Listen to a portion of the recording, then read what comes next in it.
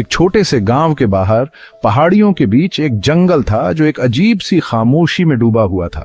गांव वाले इसे फुसफुसाते जंगल कहते थे। यह नाम सरसराती पत्तियों से आया था जो हवा में राज की तरह फुसफुसाती हुई लगती थी। कहानियों में बेचैन आत्माओं और बुरे जीवों के बारे में बताया जाता था जो इसकी गहराई में घूमते थे, उन लोगों का शिकार करते थे जो अंधेरे के बाद अंदर जाने की बेवकूफी करते थे। गांव वालों की कई पीढ़ियों ने अजीब मुलाकातों और अस्पष्टीकृत गायब होने की कहानियों को आगे बढ़ाया था, जिससे जंगल के चारों ओर डर का माहौल बन गया था। जंगल के अंदर की हवा में एक अलौकिक ऊर्जा, भय की एक स्पष्ट भावना थी जो बहादुर लोगों की रीढ़ में भी कंपकंपी भेजती थी। पेड़ लंबे और आलीशान खड़े थे, उनकी गांठदार शाखाएं कंकाल की उंगलियों की तरह बाहर निकली हुई थीं। जंगल का फर्श सड़ती हुई पत्तियों का कालीन था जो किसी के पैरों के नीचे नम और स्पंजी था। सूरज की रोशनी घने छत्र में घुसने के लिए संघर्ष करती थी, लंबी विकृत परछाइयां डालती थी जो हल्की हवा के साथ नाचती और बदलती थी। सन्नाटा अजीब था, कभी कभी टहनी के चटकने या अंडरग्रोथ में अनदेखे जीवों की सरसराहट से ही टूटता था। जमीन पर अक्सर एक घना कोहरा छाया रहता था जो जंगल को एक अलौकिक स्वप्न जैसा गुण देता था, वास्तविकता और अलौकिक के बीच की रेखाओं को धुंधला करता था। गांव वाले फुसफुसाते जंगल से दूर रहते थे, खासकर रात में।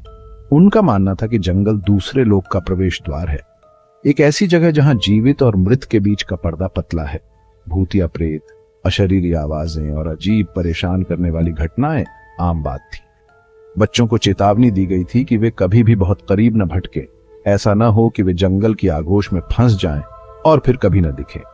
यहां तक कि सबसे बहादुर शिकारी भी दिन में ही जंगल के किनारे तक जाते थे, कभी भी उसके दिल में घुसने की हिम्मत नहीं करते थे। फुसफुसाते जंगल का गांव पर एक अजीब सा प्रभाव था, डर और आकर्षण का मिश्रण। यह रहस्य और भय का स्थान था, सामान्य के दायरे से परे छिपी अनदेखी ताकतों की निरंतर याद दिलाता था। ग्रामीणों की सामूहिक चेतना में इसकी उपस्थिति बड़ी थी, उनकी मान्यताओं और परंपराओं को आकार देती थी और यह सुनिश्चित करती थी कि प्रेतबाधित जंगल की कहानियां पीढ़ियों से चली आ रही हैं। मोहन, एक युवा जो अपने संदेह और साहसी स्वभाव के लिए जाना जाता था, फुसफुसाते जंगल की कहानियों का मजाक उड़ाता था। उसने उन्हें केवल लोक कथाओं के रूप में खारिज कर दिया, अतिसक्रिय कल्पनाओं और अंधविश्वासों का उत्पाद। वह तर्क और कारण में विश्वास करता था, भूतों और आत्माओं में नहीं। उसने जंगल को डर की जगह नहीं बल्कि एक चुनौती के रूप में देखा, अपनी हिम्मत का परीक्षण करने और ग्रामीणों को गलत साबित करने की जगह। वह इसकी गहराई का पता लगाने, इसके रहस्यों को उजागर करने और इसके चारों ओर फैले मिथकों को खत्म करने के लिए तरस रहा था। एक शाम युवा बहादुरी और अपनी बात साबित करने की इच्छा से प्रेरित होकर मोहन ने फुसफुसाते जंगल में एक रात बिताने के अपने इरादे की घोषणा की। ग्रामीणों ने उसे मना करने की कोशिश की, उसे भयानक कहानियां सुनाई और उसे उन खतरों से आगाह किया जो अंदर छिपे थे। लेकिन मोहन अडिग रहा, उसकी दृढ़ता उनकी दलीलों से और मजबूत। उसने उनके डर को उनकी अज्ञानता के और सबूत के रूप में देखा। बचपन से ही उनमें बैठ चुके अंधविश्वासों से परे देखने में उनकी असमर्थता। उसने जरूरी सामान, एक टॉर्च और एक चाकू के साथ एक छोटा बैग पैक किया जो जंगल में उसके लिए जो कुछ भी रखा था उसका सामना करने के लिए दृढ़ था। जैसे ही सूरज डूबने लगा, गांव में लंबी परछाइयां पड़ने लगी। मोहन ने अपने चिंतित परिवार और दोस्तों को विदाई दी। उसने उनकी अंतिम दलीलों और चेतावनियों को नजरअंदाज कर दिया। उसका मन अपने मिशन पर टिका हुआ था। वह फुसफुसाते जंगल के किनारे की ओर चला, उसके कदम बढ़ती हुई शाम में गूंज। उसने उत्साह और आशंका का एक अजीब मिश्रण महसूस किया। अज्ञात में उद्यम करने का रोमांच, जो उस चीज के बारे में थोड़ी सी बेचैनी के साथ था जिसका वह सामना कर सकता था। उसने इन विचारों को एक तरफ धकेल दिया, खुद को याद दिलाया कि डर केवल एक भ्रम है, मन का एक बात। एक गहरी सांस के साथ मोहन उस अदृश्य सीमा के पार चला गया जिसने गांव को जंगल से अलग कर दिया। हवा तुरंत ठंडी हो गई, सन्नाटा और गहरा हो गया। पेड़ उस पर मंडराते हुए प्रतीत हो रहे थे, उनकी शाखाएं लोभी पंजों की तरह उसमें जुड़ी हुई थी। उसने अपनी टॉर्च चालू की, उसकी किरण अंधेरे से कट रही थी, आगे के रास्ते को रोशन कर रही थी। वह जंगल में और गहराई तक चला गया, गांव की परिचित दुनिया को पीछे छोड़कर परछाइयों और फुसफुसाहट के दायरे में प्रवेश कर गया। मोहन फुसफुसाते जंगल में जितना गहराई तक जाता गया, सन्नाटा उतना ही दमनकारी होता गया। पत्तों की सरसराहट बंद हो गई, झींगुरों की चहचहाहट फीकी पड़ गई। केवल आवाज उसके कदमों की नम जंगल के फर्श पर थी। एक लयबद्ध धड़कन जो सन्नाटे में गूंजती थी। अंधेरा घना होता गया, पेड़ उसके चारों ओर बंद होते गए। उनकी शाखाएं एक घना चंदोबा बना रही थीं, जो गोधूली के अंतिम अवशेषों को रोक रही थी। हवा एक अनदेखी उपस्थिति के साथ भारी हो गई, देखे जाने की एक स्पष्ट भावना। उसकी टॉर्च की किरण आगे बेचैनी से नाच रही थी। उसके सामने रास्ते के केवल एक छोटे से घेरे को रोशन कर रही थी। परछाई प्रकाश के किनारों पर लिखती और बदलती हुई प्रतीत हो रही, उसकी आंखों से खेल रही थी। उसने एक बढ़ती हुई बेचैनी महसूस की। उसकी गर्दन के पिछले हिस्से पर एक चुभन सनसनी, मानो अनदेखी आंखें उसकी हरकत पर नजर रख रही हों। उसने अपनी कल्पना के लिए इस भावना को दूर करने की कोशिश की, लेकिन देखे जाने की भावना केवल तेज हो गई। उसने अपनी गति तेज कर दी, जंगल के बीचों बीच पहुंचने के लिए उत्सुक था और खुद को साबित कर दिया कि डरने की कोई बात नहीं है। रास्ता संकरा और अधिक विश्वासघाती हो गया, घने अंडरग्रोथ और गांठदार जड़ों के माध्यम से घुमावदार। पेड़ उसकी ओर झुकते हुए प्रतीत हो रहे थे। उनकी शाखाएं उसके चेहरे और बाहों को छू रही थी। जंगल का फर्श असमान और विश्वासघाती हो गया, गिरी हुई शाखाओं और छिपे हुए खोखले से अटा पड़ा था। वह कई बार ठोकर खा गया। उसका दिल उसकी छाती में धड़क रहा था, उसकी सांस उसके गले में फंस रही थी। उसने यहां आने के अपने फैसले पर सवाल उठाना शुरू कर दिया। उसके दिमाग में संदेह की एक झिलमिलाहट पैदा हो गई। उसने आगे बढ़ना जारी रखा, वापस मुड़ने से इनकार करने की जिद से प्रेरित। वह अब हार मानने के लिए बहुत दूर आ गया था। उसे इसे देखना था, खुद को और ग्रामीणों को साबित करना था कि कहानियां और मिथकों से ज्यादा कुछ नहीं थी। उसने अपनी टॉर्च को और कसकर पकड़ लिया।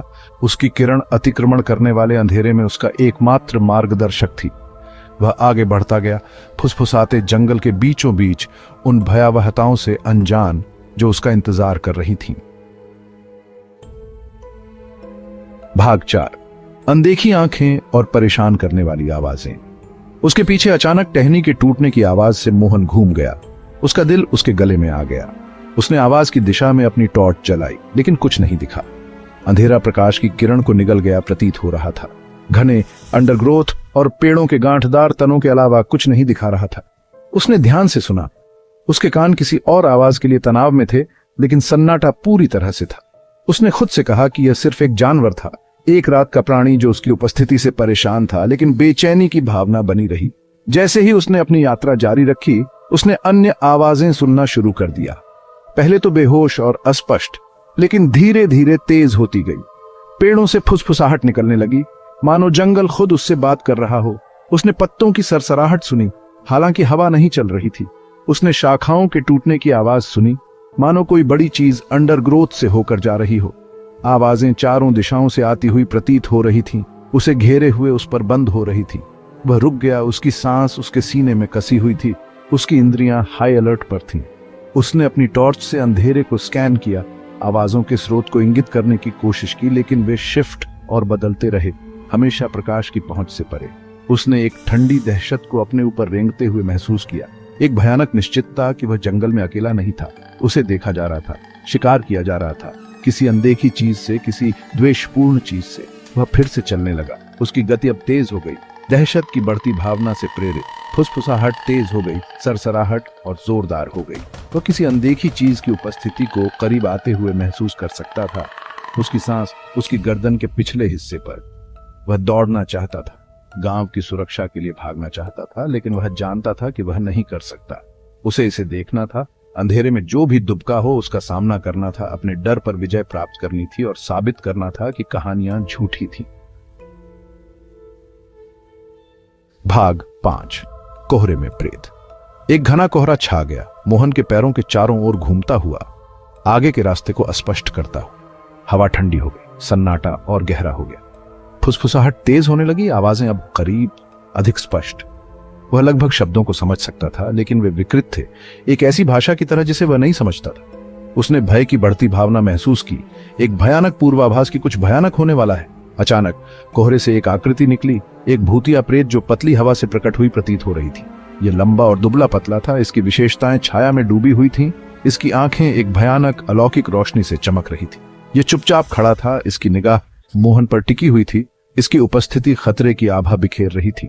मोहन जम गया, उसका खून ठंडा हो गया, उसका दिल उसकी छाती में धड़क रहा था। वह हिल नहीं सकता था, बोल नहीं सकता था, डर से लकवा मार गया था। प्रेत उसकी ओर तैरने लगा। उसकी हरकतें धीमी और सोची समझी, उसकी आंखें उससे कभी नहीं हटी। मोहन चीखना चाहता था, भागना चाहता था, लेकिन वह नहीं कर सका। वह फंस गया था, उस पल के भयानक आतंक से जम गया था। प्रेत करीब आया, उसका रूप अधिक विशिष्ट होता गया, उसकी विशेषताएं और भयावह होती गईं। वह उसका कंकाल चेहरा, उसकी खाली आंखें, उसका खुला हुआ मुंह देख सकता था। उसने अपनी आंखें बंद कर लीं, उसका दिमाग घूम रहा था, उसका शरीर कांप रहा था। वह देखने के लिए सहन नहीं कर सका, उसके सामने खड़े आतंक का सामना करने के लिए सहन नहीं कर सका। उसने अपरिहार्य का इंतजार किया, वर्णक्रमीय प्राणी के स्पर्श के लिए, उस क्षण के लिए जब उसे अंधेरे में घसीटा जाएगा, फिर कभी नहीं देखा जाएगा। अगर आप हमारे कम्युनिटी से जुड़ने के लिए तैयार हैं और एक भी बीट मिस नहीं करना चाहते, तो सब्सक्राइब बटन को दबा दीजिए और नोटिफिकेशंस ऑन कर दीजिए। हम वादा करते हैं आपको मजा आएगा। आने के लिए शुक्रिया और हमारे फैमिली में आपका स्वागत है। अगले वीडियो में मिलते हैं।